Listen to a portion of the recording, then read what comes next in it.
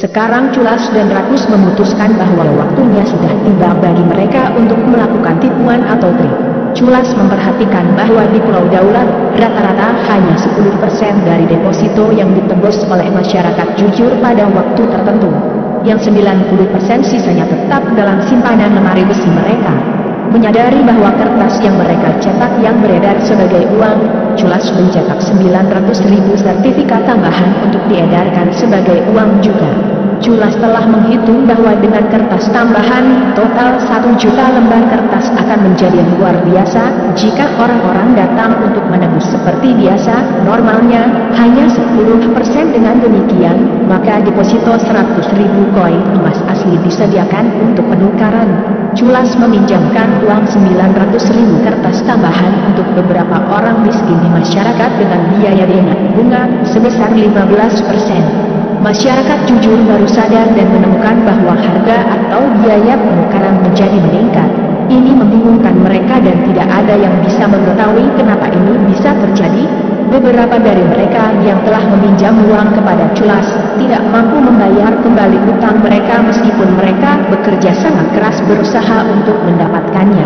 Berikutnya bisnis uang ekstra menjadi semakin menguntungkan. Karena pinjaman pokok ditambah bunga tidak dibayar secara agregat karena bagian bunga tidak ada dalam bentuk uang.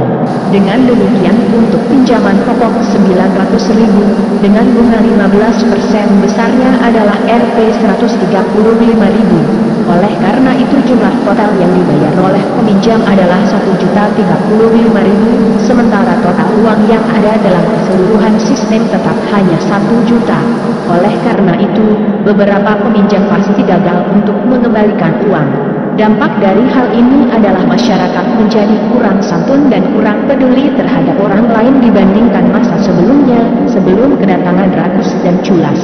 Karena beban bunga tidak ada dalam bentuk uang, maka kondisi ini menimbulkan persaingan untuk mendapatkan uang yang tercermin dalam persaingan bisnis. Masyarakat rukun juga menemukan hal serupa terjadi kepada mereka. Awalnya, mereka tidak melihat adanya kenaikan harga tetapi mereka melihat beberapa perubahan perilaku pada orang mereka. Sikap sebagian mereka menjadi sangat rakus dan kurang peduli terhadap rekan-rekan mereka. Bahkan dengan kerja keras dan perilaku tamat beberapa masyarakat rukun masih berusaha melunasi pinjaman mereka. Mereka tidak dapat memperoleh cukup uang untuk membayar kembali total utangnya. Sekarang Rakus mulai menyita, merampok kekayaan real dari para peminjam yang tidak dapat melunasi utangnya, seperti tanah, sapi, kambing, dan harta lainnya. Pemimpin mereka, Raja Gengsi, adalah satu di antara mereka yang gagal membayar utangnya. Tapi Rakus terus memberinya dan beberapa orang dari masyarakat rukun lainnya catatan kertas tambahan sebagai penjadwalan ulang pinjaman mereka. Ini membuat utang mereka bertambah. Kemudian Raja Gengsi gagal lagi, sehingga pinjamannya dijadwal ulang lagi. Sekarang Raja Gengsi mulai menghindari pertemuan dengan Rakus. Dia merasa malu, sehingga walaupun dia seorang yang mempunyai kekuasaan dan kebanggaan sebagai seorang kepala suku, keberanian serta daulat dan martabatnya menjadi hilang. Sebaliknya, ia menemukan bahwa Rakus perlahan-lahan menjadi sangat kaya dengan mengambil alih, merampok aset masyarakat. Bahkan ia menemukan bahwa kini ia kehilangan tahta, kekuatan, kebanggaan, keberanian, dan martabat di mata Rakus.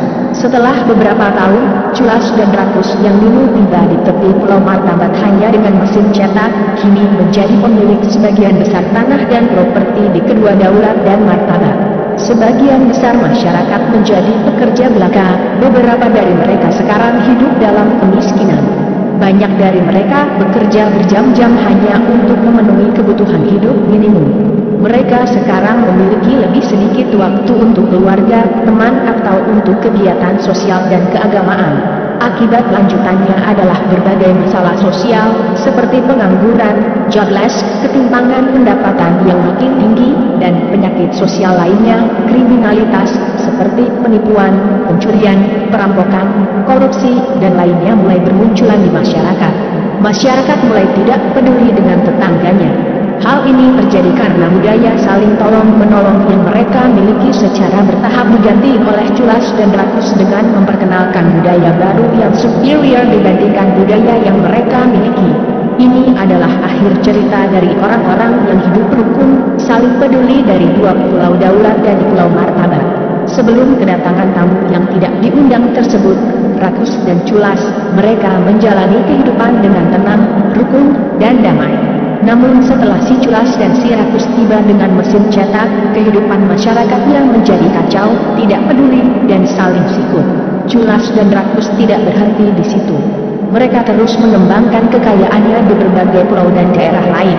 Impian mereka adalah untuk menjadi penguasa global yang agung dengan mendirikan sebuah bank global tunggal dengan uang global tunggal untuk mengeksploitasi masyarakat global melalui mantra globalisasi. Inilah yang terjadi dengan sistem moneter global. Masyarakat di negara-negara berkembang telah, sedang dan akan terus mengalami peristiwa yang mirip dengan gambaran kisah ini.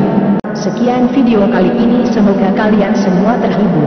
Kita jumpa di video-video selanjutnya, tentunya di channel Radit Setiawan. Semoga bermanfaat. Salam konten kreator dimanapun berada. Salam kreativitas tanpa batas.